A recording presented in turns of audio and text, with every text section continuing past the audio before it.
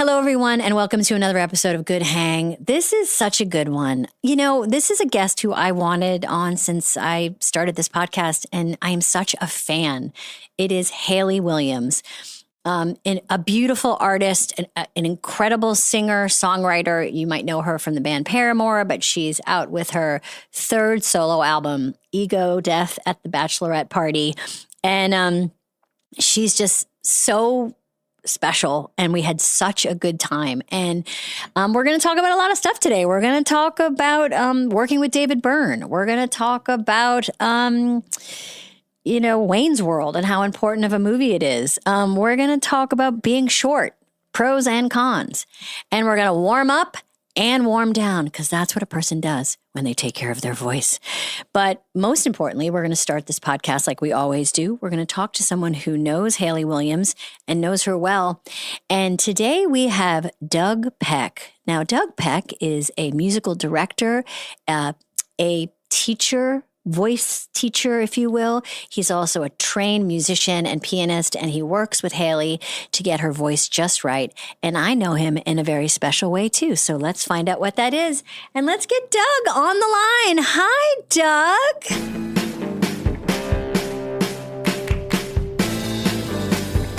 This episode of Good Hang is presented by Walmart Express Delivery, getting gifts to your doorstep in as fast as an hour. Who needs elves when Walmart Express Delivery can make Nespresso machines magically appear on your doorstep? And if you do happen to forget something, no judgment. You can even order gifts up until 5 p.m. on December 24th. Santa, you might want to take notes. Download the Walmart app or head to walmart.com and get your gifts delivered fast. Subject to availability, terms and fees apply.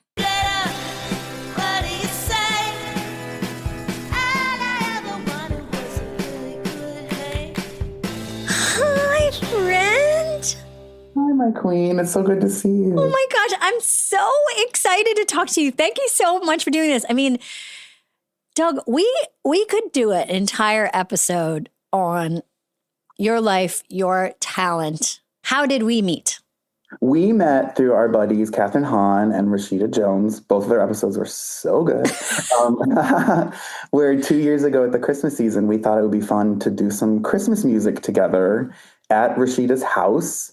And you walked in, you're like, hi. And we instantly fell into a beautiful rapport. You, so beautifully sang all the alto parts of all the Christmas carols we sang, and I'll never forget you saying, it feels like the song is on some distant shore and we're the boat that's pulling away from it. Altos. Give it up for altos. Pour one out for altos. Well, I realized we were like, we want to put together a choir because we were feeling like we wanted to do something communal and for the community. And then Katherine said, I'm working with this incredible person named Doug. And then I realized much later, it was like saying,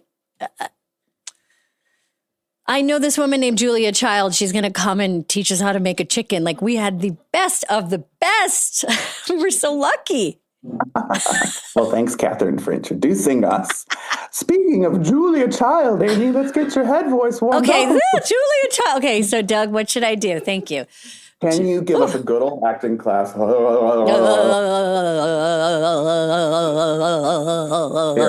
And then show us a little siren from low in your range to high in your range, back to low in your range.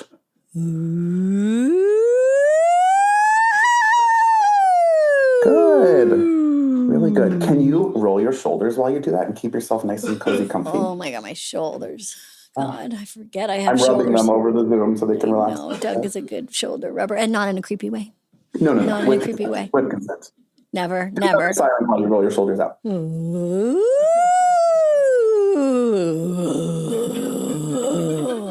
Really good. I don't know why people are laughing. She's using her voice. I know. Let's do actually one of Hayley's favorite warm-ups. Can you do hey, hey, hey, hey, hey, hey, hey? Doug has a piano right under. I can't believe you have a piano. Doug has a piano right there. Amazing. This is the first on Good Hang. Someone has a piano right below frame. Okay. So, and this is one of Hayley's. Okay, go ahead. Can you give it to me again, Doug? Hey, hey, hey, hey, hey, hey, hey. Hey, hey, hey, hey, hey, hey, hey. Great job, Amy. How does that feel? That is Hayley's favorite warm-up? It's one of them. We have a whole list of things. But I've seen photos of you guys together and the way that you use breath. I mean, I want to talk to her a lot about that today. Her voice is one of my favorites. I think when we met, when I found out you guys worked together, I kind of freaked out. Imagine how I felt working with her for the first time. It was like, you're going to go do a session with Hayley Williams. I was like, great. I bet I'm going to learn as much as she is. What was that? What was that first session like? It was total love at first sight. Hayley is, especially when someone's as incredible as she is, when they're such an open student and a student of life and just everything I've ever said to her, I feel like she just sponges it in and she remembers something I said 3 years ago and will make a great sound. And she'll be like, oh, that reminds me of when we were warming up for the Eras tour. And I like how that one sounded. Let's work on that again. And she's always willing to work on what she's great at as well as what doesn't come as easily to her. And she's such a Capricorn. She's always ready to climb that next mountain. And this new album of hers is so incredible. It's so good. Oh, I know. I have so many. Now, did you hear any of it when it was being like, did she come in and say, I'm working on this song. I want to practice this song with you? Yes. And then she just plopped down on the couch and was like, yeah, I got 18 new songs. You want to hear them? I was like, yeah, I do.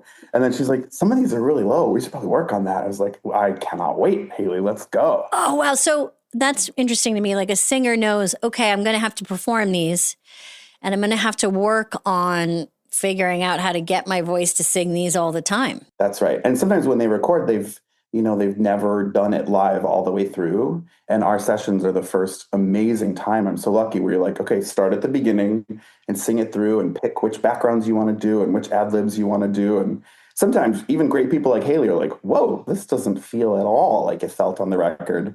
Let's find a way to do it live. And that's just such a joy.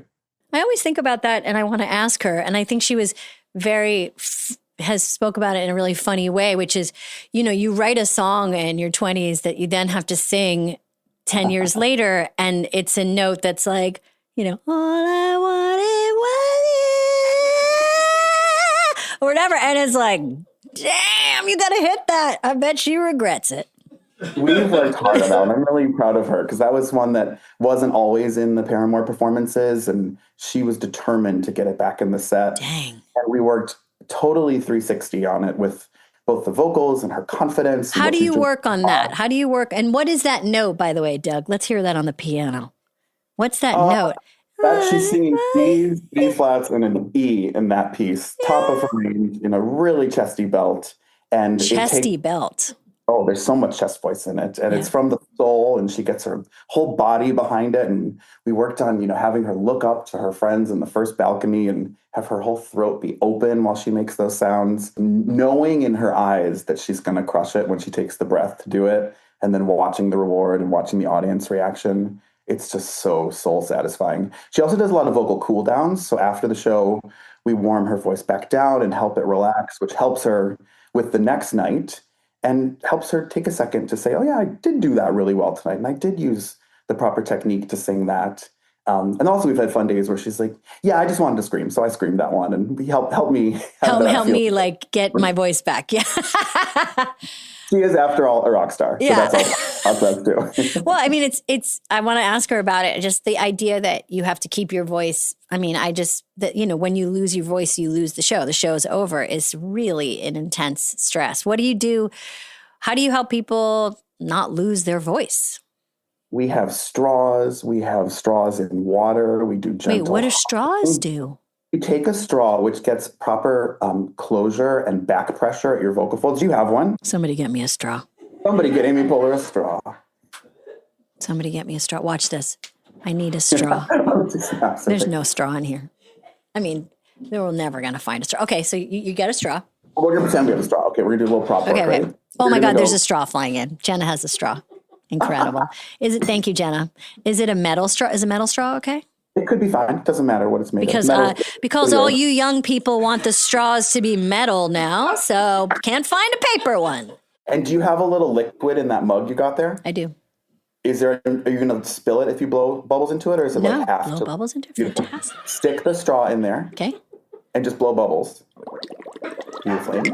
Now do the same thing with the tones while you blow the bubbles.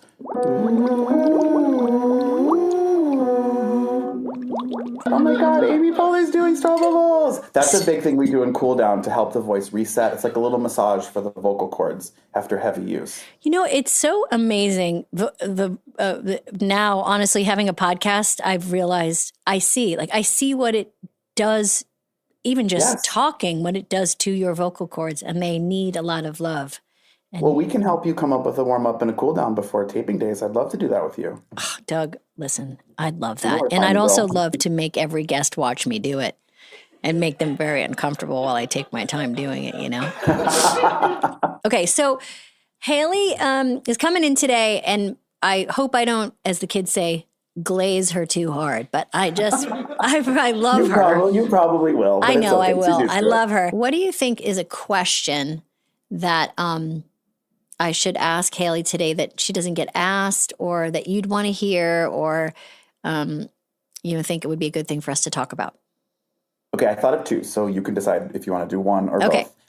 One, you know how like Batman has the bat symbol in the sky? If there was going to be a symbol in the sky to summon Hayley Williams, what would it be? What an incredible question. So creative. And then the other one is, you know how everybody has like, what's your last meal? I want to know what is the last song she wants to hear before she dies. I mean, so emotional. Yeah, welcome. What is the last song you want to hear before you die? Whoa, that's a heavy. I bet she'll have an answer too. I bet she'll know the answer. That's so cool. I mean, I want to think about that for myself too. I know the ones I don't want to hear. Like, I don't want to hear like elevator music or like the sound of a carousel. I'm trying to think of what I don't want to hear. You don't want to be bored and you don't want to feel like a clown. I love that. As I finish, you have worked with a lot of great women. Yes.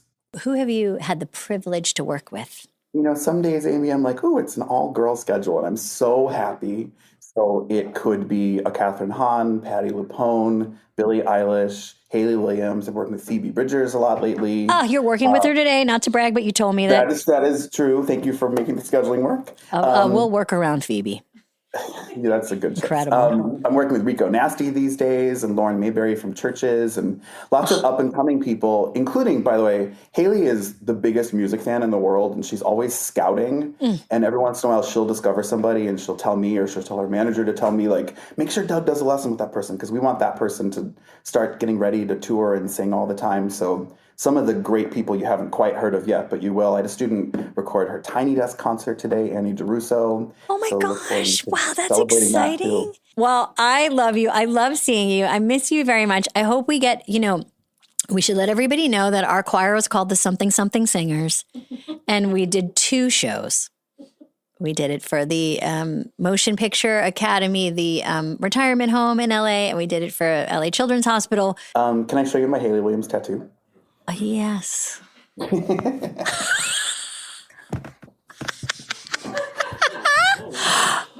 Oh, that is Hayley Williams on stage at the Eras Tour, spitting in the air in her trans rights top. And I was like, I fucking love this woman so much. So, Doug, we don't ever get any talented pianists here. So could you finish our time by just playing us out? I'm going to give you a little bit of True Believer, which is my favorite on this new record. True Believer. Here we go.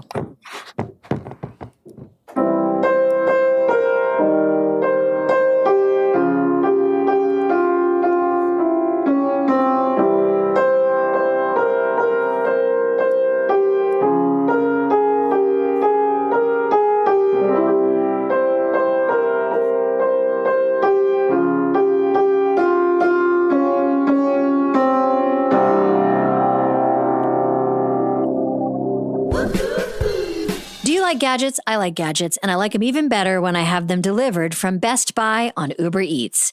I know, crazy, but when you use promo code BESTBUY30 on Uber Eats, you can get $30 off all the must-haves this holiday, and honestly, you'd be crazy not to.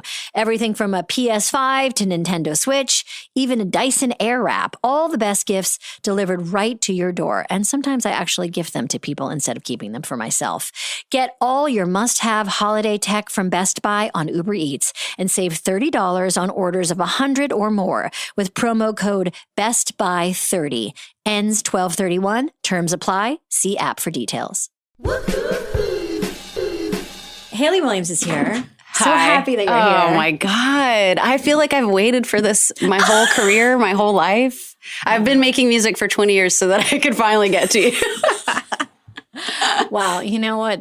I'm blushing because when we made this podcast, we were like talking about dream guests and you were one of them. Oh my God. I really don't know what to say to that. Okay. Well, you better figure it out. I'm going to think about it. We're rolling. No, we were talking about having you on today, and okay, I'm kind of nervous.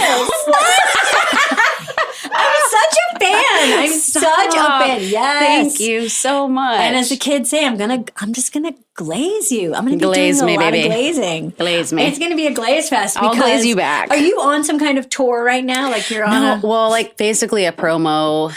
I mean, this has been really nice. I feel like I've only had to do the stuff that's been like, I've really felt excited to do. Mm-hmm. But, it's like being on it's just, I just feel like I'm on the internet all the time. And so I won't be on tour until next year. And by that time, hopefully I have a dumb phone and I just don't see the internet or cameras. How do you feel? I mean, your gen has an interesting relationship with the internet. Yeah. It is like a love-hate relationship, basically. It is a love-hate. I'm really addicted to it. Me too. It sucks. I feel like I thought maybe my generation was more addicted than you guys. Really? But you guys are the most. How old was I when my mom was a teacher, so like a public school teacher. Was a public school teacher. Really? Like did you grow up going to her classrooms and stuff? Yes. It was the best. Okay, what kind of teacher was your mom? Back then, she was teaching elementary school, like 2nd and 3rd grade. Mm-hmm. And she was never my teacher, but I went to that school. And same. Isn't it funny to have your mom as a teacher in the school? Did you hang out at the school afterwards?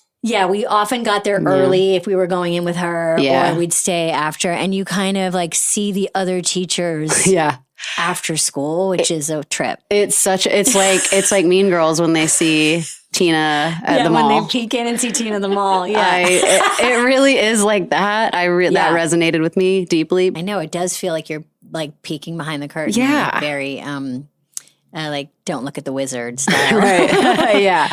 Okay. When you came in, you asked about a mutual friend that we have. Yes.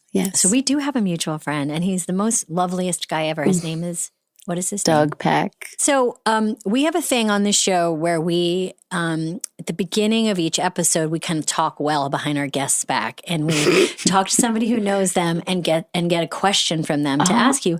And we talked to Doug Peck today. You did? Yes! Love him. And he gave me a vocal warm-up for us to do. Shut your mouth. This is the best day of my life. Okay. And I kind of forget what he said. Okay. Maybe I can pick up on it. He also amazingly had a piano right under frame that he started to play. And I was like, where is that coming from? But because I was like, Doug, I'm excited to talk to Hayley. And he's like, okay. And he said one of your favorite warm-ups is that like, well, I think it's like, I'm afraid to do it. But it was like, ha, ha, ha. Oh, yeah. Oh, ha, ha, ha. It's like with your belly. Yeah. Because I really have trouble connecting to my diaphragm sometimes. He asked me, how is your body feeling? And I was like, I don't know what you're talking about. Okay. So let's do it. Okay. So, so feel your belly kind of bounce when you, okay. And then you can add notes to it. So like, ha, ha, ha, ha, ha, ha, ha, ha, ha, ha, ha.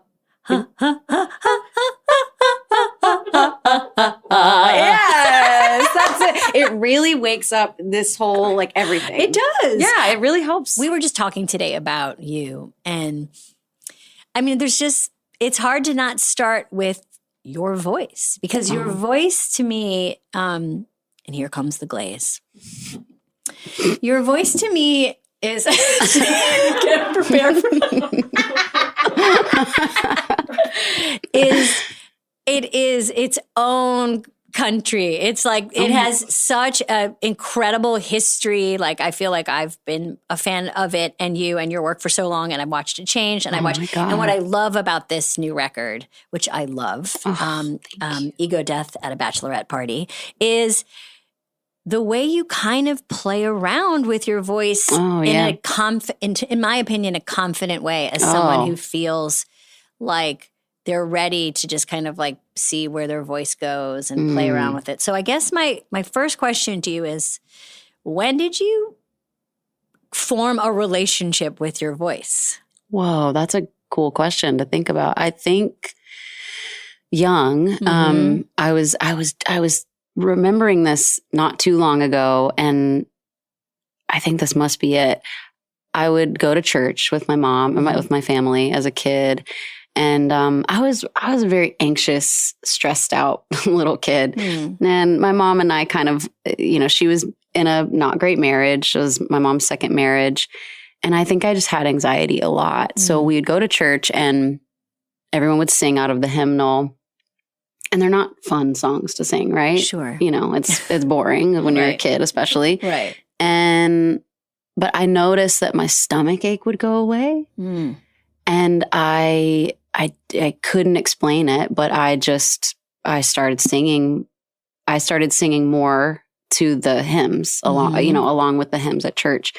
And, it just soothed me, I think it grounded me and it slowed me down. And then obviously, all these many, many years later and everything that I love to learn about the body and especially what like body keeps the score type stuff. Yeah. I'm really interested in that, and reading about how the voice can tone the vagus nerve, and which controls so much of this anxiety stuff and how we regulate. It makes perfect sense, but I intuited that I must have been like 8 or 9 years old. That's it's really so interesting. young. Even just doing that thing we just did, right? Like even the exhalation of breath, even that is major. When you actually do it, you realize, oh, I've been holding my breath. Oh my God. Yes. I mean, and I do a lot of sighing around the house. And I used to just think that was my personality, like, as if I was over it. Yeah. But I realized it was just an exhalation of anxiety. That was just basically it. I was just trying to get some breath out. And you were soothing yourself, like your system, by doing it. Yeah, I love that science. That's endlessly fascinating. And Doug, because he's a somatic voice coach, we do so many things that I think, if you've never done that kind of work from the outside, would look really weird. And I get up and I move around a lot during our lessons. You're making me think of two things. One, which is I often say and have said on this podcast, like when I get to a party and I'm anxious, I like to dance. And I realize, of course, I like to just do exactly that kind of thing, like shake it out. That's good. But the other thing is, and I want to talk to you about performing, you have written a lot of songs where you have to just like get to this note that maybe you wrote 20 years ago.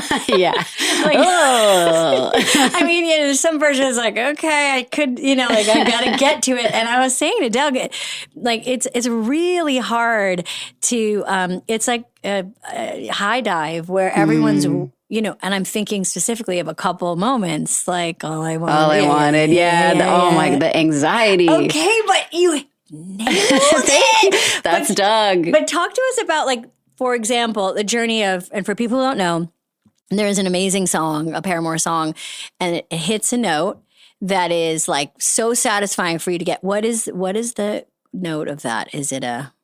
I actually don't know. Doug knew and I forget. Doug knows. Usually my sweet spot of like not too high, and I can keep doing this throughout a show, is around an E above middle C. Which is like, so if middle C is in the center of the piano, you're like right here. So could you whisper that sound? You don't have to sing it, but could you? So is it like from the song? No, but it's like I don't have perfect pitch, so I don't think I could like. What? I don't think I could pick it out of thin air. But let's just guess, and then Doug can be at home and he can tell us I was wrong. I have a laptop too. I can. Oh yeah. Okay. So what's the note we want? We want C above middle C. Because I didn't even know that existed. I think E is kind of where I end up belting a lot of Paramore songs, but I think All I Wanted might be higher than that. And that's why it's always scared me, because it's just my muscle memory. 1, 2, 3, 4. 1, 2, 3, 4. So 1, 2, 3. it's got to be higher than that. C above middle C. But I think that E is the one. You might want to try E above middle C. Yes, E above middle C. Let's go higher. I don't know. Let's go higher. Wow, the laptop's going to catch on fire. Okay, here we go. E above middle C. I think this is it. Okay. No. That's a lower one. That's a lower, and that's mid piano note. I'm so sorry. Why do I think all I want? I think all I wanted is higher than this. Yeah. You did it too. Come to a voice lesson. Let's get this down. Okay, so the journey of, thank you for letting me digress into this before we talk about your record. But talk about so you've got this note, for example, a note like that, and you're driving to it and you want to sing it on tour, and you're deciding okay, I want to make sure I want to bring this back in. And how do you then train for that moment? Oh, I mean, a lot of warming up and warming down after shows. I've already heard about warming down. Warming down. Do you ever do it? No, I'm learning. It really helps. Okay. Can you read music? No, I did maybe for a few years in my life when I took piano, but I got so bored with the theory part. I just wanted to play shit that I wanted to sing along to. Yeah. So it's really, I really regret it when I listen to someone like Doug talk about theory and spout off these, this stuff that's so inherent to him as an artist and as a teacher. It's like, dang, I really should have stayed in piano lessons. But it feels like everybody who quit feels that way. Like it would have been cool if I just kept chugging along with the flute. I would have been such a badass. Can you play any instruments? No, I can play a few chords on guitar and a song or two on the piano. And I used to play flute when I was a kid. You did? Yes. And imagine if I could really. Flute is chic. I mean, maybe. But you know what I liked about the flute? The most embarrassing part? What? Cleaning it. Cleaning it? I'm so sorry. But for those people what's that process like? At the end, you were like, I played it, and look, I didn't learn anything. But then you take it apart, unscrew it, and you had to clean all the parts and use special brushes, and you put it back in the flute case, and you were like, no, it's clean. Does this translate to other parts of your life? Do you like to clean and organize? Oh, yeah, very much so. Wow. Very much so. What's that like? It's like a way to quiet and the ticky-tacky in my brain is just the flute's clean and it's in the box. I gotta take that up. Okay, so little Hayley's singing in church. Then but you know how to play guitar and piano. How do you learn that? Now I know how to play guitar, but back then I think I probably only knew how to play piano, and I was learning to play the drums. I saw one video of Zach Hansen on the television when I was a kid, and I was like, now I got to play drums. And I started playing eventually, and I would play at church. I think my experience of music when I was living in Mississippi was just so much at church because no friends. I didn't know anyone at school that wanted to play music. But, there was access to instruments and things at the church. So, and you moved to Tennessee when you were a teen? Yeah. And that kind of changed everything, That kind of blew my world open. Yeah. I mean, I met Zach, who's our drummer, the first day of this homeschool program that my mom put me in.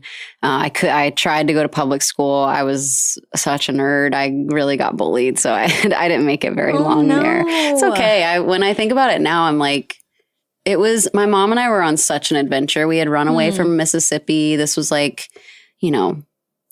great wide world. Yeah. And I didn't really, again, I got to this public school and I was like, well, none of these, there's one goth kid at the school that will talk to me about music. And that was it. And then I met Zach the first day of this other program, and he was like, you got to come hear me in my brother's band. And he's younger than me. And I'm going oh, there are people my age that like to make stuff, and they see the world a little differently, and I'm not crazy. I think it's always tender when bands come together, that first part, because it's like, what do you like? What do you like? Yeah. And you guys were especially young. We were so little. Who did you know how you kind of trade bands with each other to test taste? Who did you guys both say that you liked, in those early years? I think Zach already had this he already knew of a different world of music that I was not exposed to yet. And he kind of showed me that. And it was bands like Failure. It was bands like, And You Will Know Us by the Trail of Dead. Yes. You know, like it was Hum, who are playing shows next year. I just found out. I probably won't get to see them because I'll probably be on tour. But I know when you're on tour, you can't do anything. I can't do even like you bring out a band that you love that you want to hang out and watch. And you're just like warming up while they're on stage, you know? It's miss the worst, everything. yeah. But Zach just loved, I mean, Zach is the reason that I knew Elliott Smith's music as a really young kid. And, you know, I remember him making me mix CDs. So I got such a cool education really fast. He had 2 older brothers that also liked cool music. A lot of people learn their music from their older siblings. Yes. Yeah. And I didn't have any older siblings. Same. I'm the oldest. Your eldest daughter. Yeah, I knew it. Oh my God. Capricorn too, I heard. Are you Capricorn? No, I'm a Virgo, but Earth sign. Earth sign. And I'm a Virgo moon. Ooh, I have do you know what a your- Leo moon. That's why I have this podcast. Oh my God. It 'Cause makes so much sense. I must get I must get some attention. So for people who don't know, like you met the people that would become members or founders of Paramore when you were a teeny tiny baby in high school. And you've been with this band for 20 plus years, touring all the time, making records all the time. And this record is your 3rd solo record. And what is so interesting to me, and getting back to a question about your voice, is what is the difference between being the lead singer in a band out on stage performing and being being yourself performing without the band behind you? Is that not the $1 million question? I do not know. Right? Because it's a completely different set of skills almost. It is. I'm finding myself, because we're planning shows for next year, I'm finding myself really nervous because I think for my own good, really need to understand who I am outside of the band. Like it's time. I'm looking at 40. It's not that many years away. And I'm just like, I should probably know who I am outside of this entity. And I'm very excited for shows. And I do think that it might possibly subvert some people's expectations of, you know, what they think they're going to get when they see me on a stage. What do you think people think they're going to get? I think that with Paramore, I feel, and especially in the later years, like more recently, there's been some kind of thing this feeling I've noticed that I very much feel like a ringleader. And that's not always a positive thing. I feel that like it's a huge responsibility to be a mouthpiece for a group of people. That's right. We're all very different individuals. And like, I want to speak for myself. Yeah. That's what I'm noticing. I love that. And it's also, I have a version of a similar experience in that when I was in a sketch group coming up. I read about this. And I was the only girl. And not that matters, but it's something. I think it totally matters. It's something. So I really get it that you want to then decide, okay, that's something I've practiced and done, and I want to try something new. Yes, yeah. I feel like I'm really enjoying this part of my career because I actually feel like for the first time in my career, I'm talking to women. Growing up, there was just no women around. There wasn't a lot of women when you were on Warped Tour? No. You didn't have a real, like a great gang backstage? There wasn't so many that you could chill with and talk about it? Like there were some really amazing ladies in the production office. Of course. But then I was also like, you know, I mean, I was like pushing gear with the guys on a skateboard down a hill across to Merriweather Post Pavilion, you know, like, like I wasn't hanging out in the production office. Yeah. I really think it is something to be the only girl. It is. In a gang. It is. And it's also like you want to feel, you know, we could talk about this part forever and you would be the person to be able to talk about it with. But it's like, how does the gender that you identify as, how do you sublimate it through your work? How do you like kind of push it aside? How do you play around with it? Like, I feel like you have really cool ways in which you kind of play around with the mask and femme side of Oh, you. thank you. But sometimes you need like the space to be able to do that, basically, and the safety to be able to do that. The safety, that one hits me more. I think the era that we grew up in, and I know I've already referenced Mean Girls one time, but you think about like that technically, time. contractually, you have to reference Yeah, it 3 every times. episode. Yeah, okay. We've done 2 now, so you're good. Okay, cool. I owe Tina a lot. You're not gonna get a phone call after this. I'm brilliant. That was a time in culture that I think more conversations were starting to happen, but to be whatever age I was, 14, I think. Oh, baby. Yeah, I was a baby and I was in that age range, of all these people and like watching these social, like this, this construct that happens. I feel that once I entered the band world and the music, the climate, especially for like indie and more like punk subgenres, it didn't feel safe to be a young girl. Maybe if I was an older woman, I would have felt differently, but I really shirked any aspect of me that was remotely feminine. And I didn't know this, but it really hurt me. I did it to myself. No one asked me to do that. We all did it. A lot of us did it to because you're ourselves. scanning, right? You're always scanning for the dangers, and unfortunately, in the industries that we're both in, there's a lot of them. Yeah, and I think it took me until probably.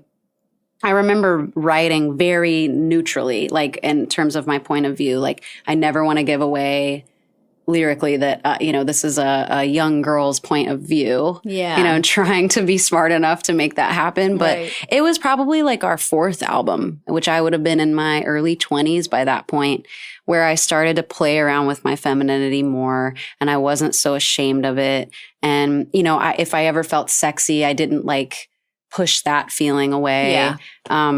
And I, because of that experience, I'm 36 and I'm still noticing places where there's a lot of rigidity around my femininity. And I talk to my friends about this a lot. It's just kind of unfolding day by day. You go through rough things in your life. And I think each time I come around to an obstacle, I'm like, okay, how do I do this better than the last time I went through something like this? And somehow femininity is always at the core of the issue. I so feel you. I feel like it's like a lot of deprogramming, a lot of like being just what you said, a little bit curious and not so judgmental. And just if you're 10% more aware of anything you're doing, you're hanging in there.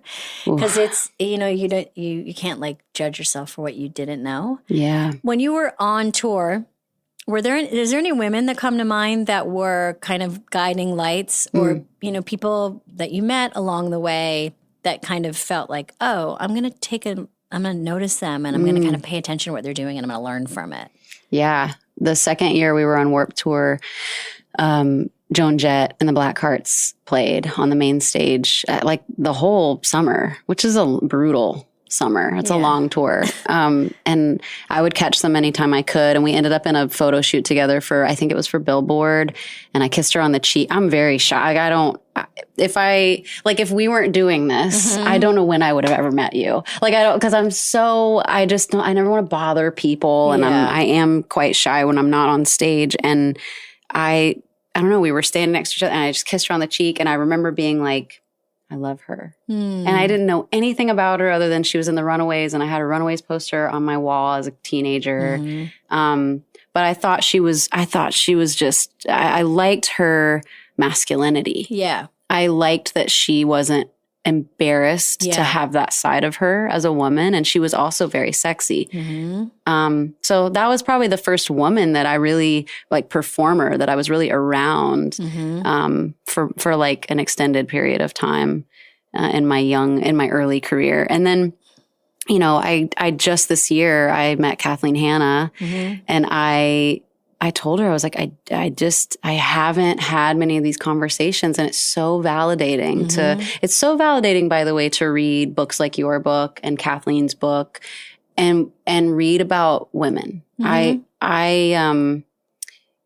have my mom and my granny are like these incredible women in my life that I've learned so much from. My mom and I are like really close in age and all that, but I learned we have so much grace for each other, and I'm very thankful for those relationships, but I didn't have anything outside of my family to really like soak up wisdom from other women. Yeah.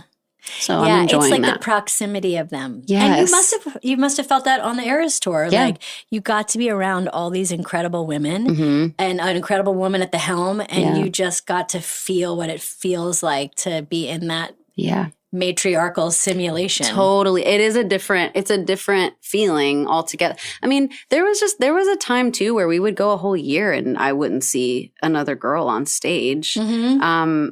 And now that we have the power to make those choices, it's so nice to get to be intentional about that and to think about the conversations you might get to have backstage and what I might learn or what I might be able to offer another artist that, that's maybe like the Lindas. I love those girls. I love the Lindas. I love them. And I just think that they're so smart and they're so aware, like politically like aware and not afraid. I think that it's very healing for me to see young, like teenage people be so bold about what they believe in and really confident in their playing and how they perform and that their friendships. It's really healing to see that. Well, you probably, I mean, I have a couple questions about the Eras tour, and they're practical questions. They're like, what is it like to perform early in the day? I love it. It sounds amazing. I've already told the team, like, if we get festival offers, please don't make me play after the sun starts to go down. I completely agree. Nothing good is happening out there when the sun goes down. First of all, you can be done by what, 8:39? Yes, I want to have a normal dinner. A normal dinner. Please. This is what Tina and I go on tour, and we do like 4 o'clock and 6 o'clock shows. What? And babe, you can do a 4 o'clock I mean, show. you're the boss, so you can. And guess what? People are going to show up, and you can say to them, I'm going to show up. You can say, good night, enjoy your dinner. And they're like, I'm in bed by 7:30. Oh my God. It's that is incredible. a dream. I mean, we did do that on the Eras tour. So what you had a long stretch when you were with them in a bunch of different cities with Taylor Swift on the Eras tour. What did you do after the show? When we were in the UK, I loved this because, BBC, no, not BBC, E4. I can't remember what channel it is, but they play Gogglebox. Have you watched Gogglebox? Yes, I've heard of Gogglebox. Oh my God, Amy, this is my favorite show of all time. I just love to Explain to people what it is for people who don't know.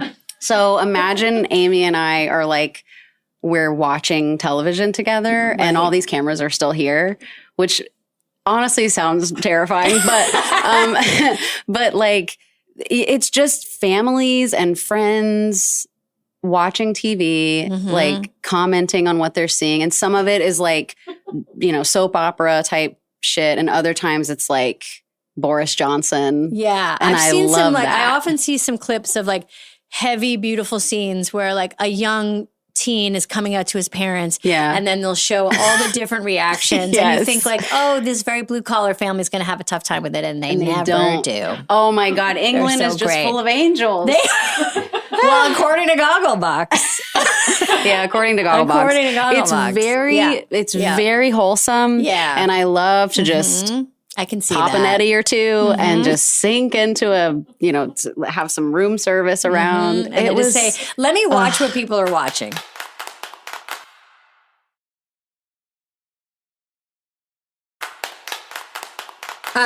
Okay, so you would like watch TV. Yeah, after you would chill out. You would not go out. We went out some. We had a lot of days off too, and we would like. My favorite days were Portugal. We were in Portugal for like 4 days before the shows started. And we did one day on like this little boat. The guys and I all went out, our crew, everybody. I think there was like 40 of us, maybe 30 of us total. And we went out. And we're not talking about like a yacht situation, but it was very cute. And we went out and we swam. The guys swam, and then we found out later it's like a really not a good idea to swim in that water. But and you had the instinct to not go in? I did. Yeah. So smart. I didn't want to be cold. I'm not a cold person. Yeah, you never do like a cold plunge or any of that? You love a cold plunge. I know this about you. And look how you're radiant. Thank you. It's not about the skin, although that's a nice byproduct. The skin is all I care about. I know. The insides can be rotting out. Let my skin glow, please. Okay. It's good for inflammation. Oh, shit. I know. I don't want you to tell me that. And you don't have to do it. You never, ever have to do it. Maybe but soon. I think it has, and honestly, it's really helped with anxiety and depression. Really? Yes, because it talk about somatic. It flips on your fight or flight. Oh. It flips on some kind of, oh no, I'm going to die. I'm so cold. But how does that help? Because the high when you're still alive is. Have you ever thrown up on stage? I've never thrown up on stage. I actually don't think I've thrown up from a show. That's amazing. I blacked out on stage at ACL, the last album cycle, but I didn't pass out. I blacked out. Pink Pantheress was on stage singing Misery Business with us. And I had this moment where I was like, I just went out for 2 seconds. Whoa! And I came back. It turns out I was sick. So I found that out later. But other than that, I've only had a few instances where there was one time Mexico, a festival in Mexico City. I almost shit my pants, threw up and blacked out at the same time. I was going to ask, I didn't want to be rude, but I mean, how how after so many shows have you not? How have I not shit my pants? I really did. I mean, I don't assume know. pretty much every singer I see, I assume that they've shit their pants. Not on stage, but plenty of times off stage. I mean, there's nothing you can do about it. I think it's like when you're on your period and you go in the water. Apparently, it just sucks up. Goes. Mm-mm. I think that's what happens on stage with me. It's just we're not doing this. Yeah, wait until after, bitch. Women are incredible. Women are so strong. We're so sweet. Women most of the time don't shit their pants. Yeah, most of the time incredible. That's like a guy thing, actually. I'm sorry. 100% is true. 100%. I don't know any women today that have pooped their pants once. No one here in the studio today, not once. We should just all try it together once so we can know. But it's super physical. Mm-hmm. And then the other, I have so many because I feel like there's a version where one must disassociate and just kind of be in your world and sing, and other times where you want to feed off of the eye contact from people. And is that just you're just always adjusting with that, or? Yeah, I don't know if I'm fully present to that awareness when I'm in it. Yeah. But sure. I get such a rush. I mean, especially at a Paramore show, I usually recognize a lot of the people in the front. So we'll have a relationship then throughout that show where I'm I know you, I've seen you a million times and you're with me. Yeah. But then I'll spot other people and I can really feel, it's almost like I intuit what the song means to them. I'm not thinking about what it means to me anymore. It's so healing. It's very liberating actually, because I love to write about stuff that'll just make you so depressed, mm-hmm. I need to get that out. So to have an experience with other people that takes it away from me is really, I really need that, I think. What's a song or a lyric or a moment that has been given back to you by a fan, by someone in the audience singing it back to you that's changed the meaning of what you wrote? Oh, wow. Because that's a very cool thing you just brought up. I didn't even think about it. I mean, to me, my question was going to be, what does it feel like to pass around all these feelings to people so that they can all, have their feelings about it and become detectives about it. Yeah. But I realize there must be a gift also in the way people sing the song back to you, tell you what they feel about the song, that it must change the meaning of the song. It really does. Does anything come to mind? Well, the first one that comes to mind is this song called Last Hope from our fourth album. We had a self-titled record that came out when Zach left the band. Mm-hmm. He left the band with his brother who started the band with us when we were teenagers. And it was really, Taylor and I were writing and we were both really sad. And I just kind of also felt what does a band matter? I really was feeling so existential about the whole thing. And I can't remember, it's the lyric in the bridge. It's the salt in my wounds isn't burning, doesn't burn quite as much as it used to. I can't remember exactly the words right now, but I just remember writing it and being like, this is so sad. And that it unfortunately is how I feel. And I've really struggled with my mental health and kind of like, you know, I've wanted to not be here plenty of times. And that song kind of expressed that in the moment for me. Having that at a Paramore show, that moment, and feeling like everyone in the room has survived so many different things and we're all here. Half of us will never see each other again. It really does something to those types of songs where I wrote them in such isolation. And now here I am having to like not only be witnessed, but bear witness to all these other experiences that have coalesced. And people are just physically, joyously singing that back to you, smiling and being like, "Thank you for writing that thing." Like, dude, joy is a tough emotion for me. Because I don't trust it. I always think the piano's gonna fall from the sky is what I say to my, like, it's just gonna hit me when I least expect it. And I think that's why Paramore shows, at least for me, they feel so joyous because I'm relying on a lot of other things. I'm not thinking so much about my own experience. And when we can transcend our own experience, it's like, for me, joy becomes more tangible. It's like, I'm not controlling what's happening anyway. Yeah. And this thing is being offered up. We're all kind of creating this energy together and we just get to reach up into it and pull it down into our hearts. And it's like, it's very wholesome. It is. It's very primal. Yeah. It's very primal. Singing with other people, like just the frequency of that in a room is powerful. Yeah. Can we talk about being short? Can we please fucking talk about being short? So we're both 5'2". According to Wikipedia, are you a natural 5'2"? Yeah, I am. In fact, one time I did the whole insurance thing. They come, they take your blood and all that stuff. And they were like, "You're 5'3". And I never let it go. It's on my driver's license. 5'3" is on my driver's license too. Because they measured me at 5'3", which I'm not. I'm 5'2". But I was like, and they were like 5'3", and I was like, okay. Thank you. Super pumped. Oh my God. I was so relieved, actually. What is a good thing about being 5'2" and what's a bummer? Well, so my friend Daniel that I made the record with is probably like 6'3". Isn't it funny that you don't know? Because anyone over a certain height, I'm like, just a building. Yeah. I don't know. Yeah. I'm just walking through New York every day of my life. But we were standing on like a porch of a house that was kind of like on a hill, and then there were chairs, and I was like, "You're way up there, man! Like you're like we're already standing atop this little hill." And so I got on the chair and I stood on the chair next to him where I was even with him, and I felt so vulnerable to the elements. I was like, closer to the sun. This is not where I want to be. No, too windy up there. It's too windy. Yeah, I don't like to be cold. Yeah, and I hate wind, if I'm being honest. Yeah, get down back into your shortles.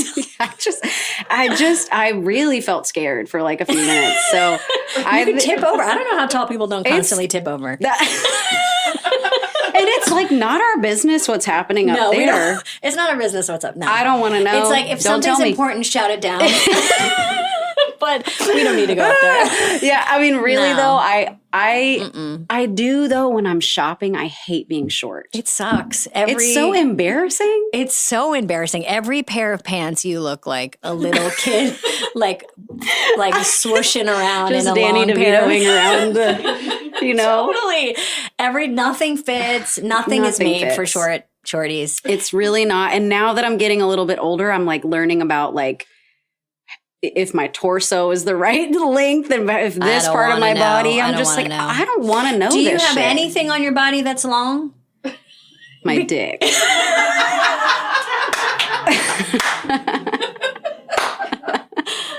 Perfect. But it's also really wide. Yeah. Which is like, what do I do with this? Ladies love it. They've always told me. Hold it and roll it. And then prepare for one more glaze.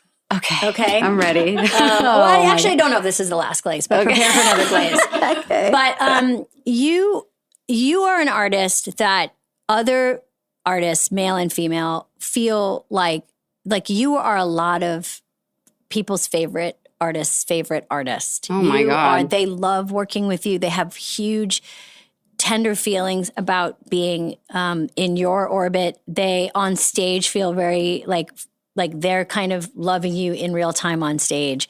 And you've worked with a ton of people who love working with you and we'd be able to get 20 people to talk about how much they love you. Oh my Who God. right now, like who are your people right now that when you get to see them, perform with them, be with them, they feel like they're part of a peer group that like lift you up and support you, or people that are up on that you're hoping to support and bring along for the next ride? Man, well, I got to perform with the Lindas in London, and I felt really proud of them. I get to do more stuff with David Byrne this year, and I know that's going to feel like it's weird. It's interesting because Lindas are younger than me. Yeah. David's older than me. Well, that's what I feel It's like being in cool. your mid-30s feels like, is you're Really? feeling a little In the middle? in the middle. Yeah. And,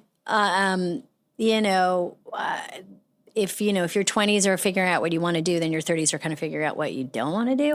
And so you're kind of letting go of things that aren't working for you anymore, but that vacuum gets filled with cool stuff, like, and you're looking ahead and back. Like what do you cool. think your 30s feel like or have felt like? Honestly enjoying you talking about it because 30s are weird. Like They're weird. Especially the middle of my 30s. I still felt very young in my early 30s. Like I still felt very, what's the difference between 28 and 32? I felt like it was all the same. Something happened at 35.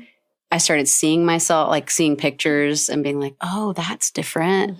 But I also still feel sprightly and have energy and almost like a renewed passion that makes me want to like live it all up. Yeah. It's just I didn't expect 30s to be like this. Yeah. Well, I mean, I guess I want to know. What did you expect 30s to be like? Isn't it funny when we're young, we're like, when I'm know. like, what feels old? Because I'm here to tell you I'm 54. I don't feel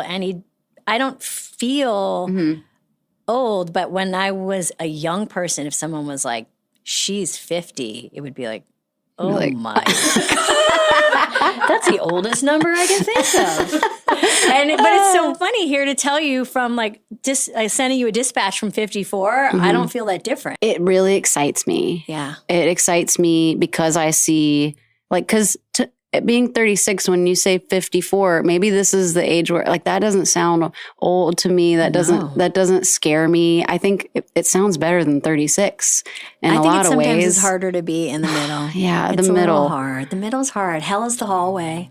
Life is the hallway. Life is a highway, but hell is the hallway. We just wrote a whole song. No one's ever written any of those words.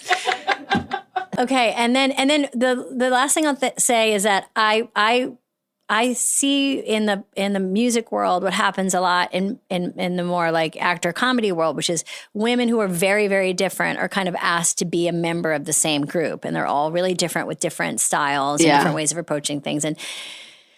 But you're in an incredible time right now for just women in music. They're just dominating. Oh my God. All and so many styles. Exactly. I'm really enjoying watching women on stages right now because of what you said. It's so many different personalities. I love Mannequin Pussy. I think they're amazing. They're amazing. Good and singer. Talk about a voice. Yeah.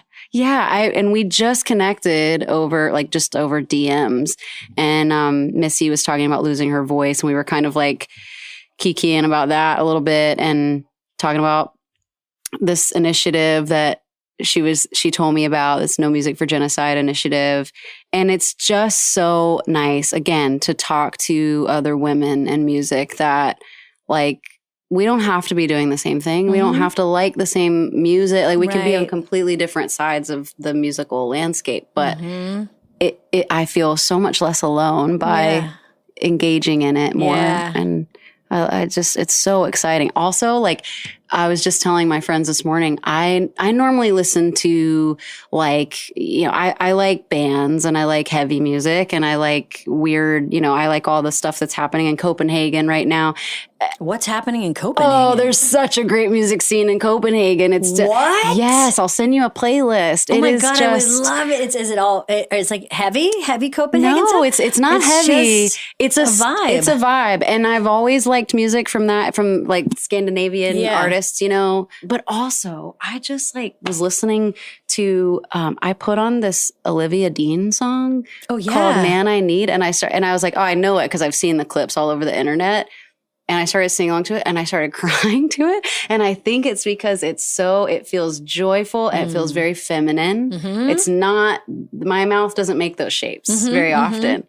And my body really responded to it. So there's so many different types of music happening right now that I'm so inspired by. That's awesome. Yeah, it's fun. And what are you listening to, watching, reading? What do you do to laugh? What do you do when you want to get up, get on the elevator and get up out of the, what makes you laugh? Wayne's World. It's my favorite movie of all time. Let's talk about how great Wayne's World is. Can we please talk about it? I mean, Dana Carvey was instrumental for me when he was in, you always kind of fall in love with the SNL cast that you saw when you were 13, 14. And him and Jan Hooks and that cast, Phil Hartman. And Mike Myers was an improviser who came out of the theater that I studied at. So Mike was kind of an example of one of us can make it. Wow. He kind of came up through that system, that Chicago system, and got on SNL. So those two were. But what do you like about Wayne's World? Why does Wayne's World make you laugh? Well, so my parents were really young, and I think that's why I got to grow up on stuff like that from the early 90s or the late 80s. And I thought that's how we would dress when we became adults. Mm-hmm. I was like, this is how adults dress. We wear fishnets under denim ripped up shorts. We wear flannels over Aerosmith t-shirts. And I literally dress like that. I mean, that movie it's like The Godfather to me. Mm-hmm. I quote that movie all the time. What's one of your favorite scenes in Wayne's World? Oh, this is good. Well, it's probably the Dreamweaver scene. It's probably when they first see Cassandra. And that gorgeous woman played by Tia Carrere. Tia Carrere, my queen. Incredible. Ugh. And Chris Traeger's Rob Lowe is in Wayne's World, Rolo, as we like to call him. Yeah. John. I did not like Rob Lowe until much later in his career. Because he was bad in Wayne's World. He was the villain in Wayne's World. Yes. I believe Parks and Rec was the redemption tour. Okay, so we'll finish with Doug's 2 questions because they were great questions. Oh, okay, yes. yes. So good. So Doug had 2 questions for you. And by the way, make sure you check out Wayne's World. If you haven't seen Wayne's World, what the fuck, honestly? Yeah. Do you have to bleep curse words? No. You don't? We don't have to bleep on this. Oh my God, fight the power. Yes. Incredible. It's so incredible. Freedom. Okay, he had 2 great questions. One was, you know how Batman has a symbol in the sky that calls Batman? Yeah. What would Hayley Williams' symbol be? And it can be anything. Yes. Do you know in Wayne's World when they're driving in the Gremlin and it's the middle of Bohemian Rhapsody when the guitar it kind of breaks down and the camera pans up and there's a car on top of a pole. I think it's a car. It's like a sign for something. And it would be like that, but it would just be the Gremlin. It would be Wayne's World car. And it would have a glow behind it. Oh, yeah. You would see it in the sky and be like, gotta go. Gotta go. It's time. You know what I mean? Yeah, gotta get in there. Gotta get in that world. It would be like that. And very faintly from a distance, Bohemian Rhapsody might even be playing. It's a little silhouette. Yeah. What's your favorite part of Bohemian Rhapsody? It's so you think you can spit in my eye.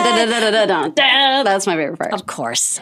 And then the next question, which is wild, is what what is the last song that you want to hear before you die? Okay. Oh And no. I know, and do you feel like you would know it? Staying alive. That was always my funeral song, but I suppose it would be kind of cool to go out to it as well. And you don't want to add an extra layer to it. That is supposedly the beat that you're supposed to do CPR to. Stop. Staying alive. That's when we learned CPR. It was like, ha, ha, ha, ha, staying alive, and then breathe into their mouth. Whoa.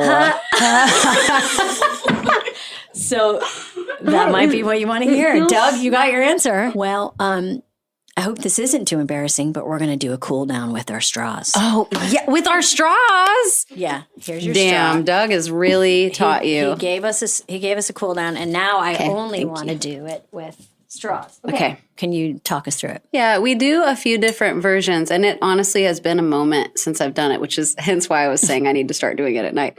But I think the whole idea is normally you're going from here, building up, kind of up your range. Now we're going to shut it down. Okay, So great. let's start like not too high, but just.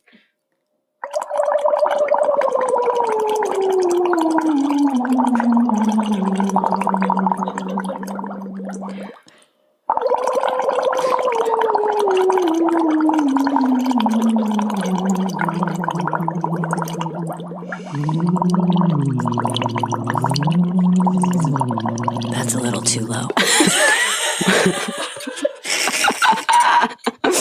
Hayley Williams, thank you so much for being with us. Thank you. That was lovely. That felt really good. It did. And I love you, and I love your voice, and I love spending time with you. I love you so There much. was a lot I of don't real know why I fan felt like I things knew that just you. happened there. I'm going to really unpack on my way home. And I'll send you a playlist.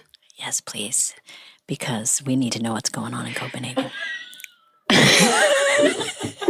You're right. Because I'm embarrassed about how little I know what's going on over there. We need to get over there.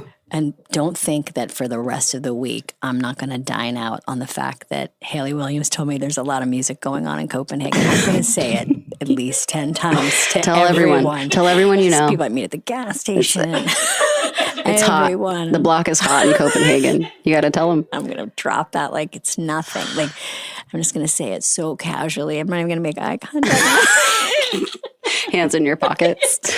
Cigarette appears. Okay, Oh, friends for man. life. Yeah. Okay, bye. Bye, guys. We're going to stay here, but you're going to go.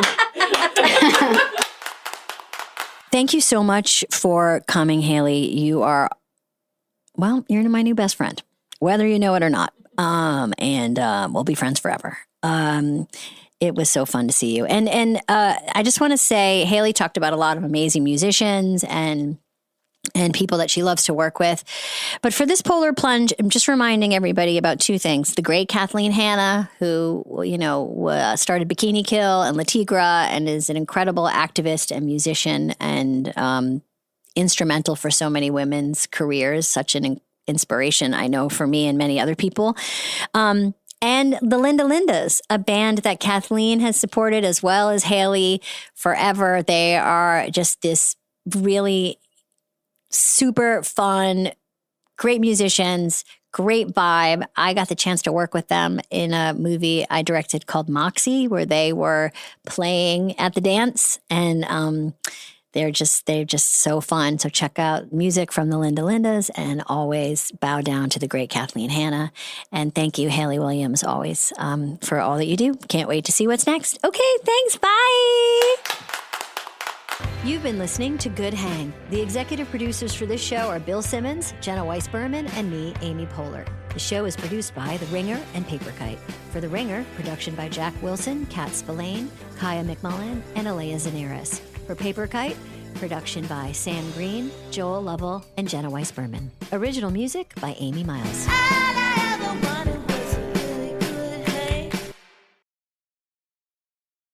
렌즈의 친구 요청을 받아들였다. 나는 매우 좋은 품질을 가지고 있습니다. 그 성신의 적은 부자는 죽지 않는다. 아직도 깜박거리고 있다. 단 2시간 만에 그는 나에게 20개가 넘는 메시지를 보냈습니다. 신을 활용하라. 정말 뜨거운 사람이다. 나는 다른 20명의 초대에 굳이 답하지 않고 한 문장만 남겼습니다. 방금 반론 비유와 데이트를 나갔습니다. 섹스 신의 메시지나 채팅이 없습니다. 내가 입력하고 있던 문자가 바로 나타났지만 결국 타오는 얘라는 한 단어만 돌려보냈습니다. 나는 여분의 전화기를 꺼내 화면을 켜서 투옹우연 NHI의 전화기를 추적하여 그것이 젊은이들 사이에 있는지 확인했습니다. 탄젠트 둑된 골뱅이 이유. 무슨 문제 있나요? 어제 그룹의 탄젠트 둑대는 오늘 그 거친 것을 건드리는 것처럼 여전히 증오심을 표현했습니다. 그럼 섹스신 골뱅이 옌 비유 수갑 비유 여기서 잘라내세요. 그룹은 너무 오랫동안 침묵했기 때문에 비유는 대답하지 않았습니다. 이 시간에도 그는 아직 목욕을 하고 있는 것 같습니다. 가장 먼저 등장한 사람은 서큘런트 로왕이었습니다. 램의 연봉은 5천만 원이다. 알았어. 그런 보기 흉한 짓은 하지 마. 섹스 맙서사. 하하. 이제 더 이상 5천만이 아니라 뺨때림도 있고 램이 월급을 받는군요. 나를 이용하고 그만하고 놓아주세요. 말해주세요. 나도 이해가 안 돼요. 비유. 내일 그녀와 데이트하고 싶어요. 당신은 나를 위해 시간을 변경했습니다. 다음 순간 내 휴대폰에는 2개의 문자 메시지가 수신되었습니다. 한 가지 소식은 하나님을 활용하여 내일 저녁 식사에 초대하고 요정 영화를 본다는 것입니다. 나머지는 램이 로왕을 빠는 것입니다. 그는 내일 그림 전시회를 보라고 나를 초대했습니다. 나는 차갑게 웃지 않을 수 없었다. 겉으로는 같이 자란 친구지만 그 이면에는 무슨 일이 벌어지고 있는 걸까? 그게 다야? 그는 성신이 움직이려고 하는 것을 보자마자 즉시 한 걸음 앞으로 나아가고 싶었다.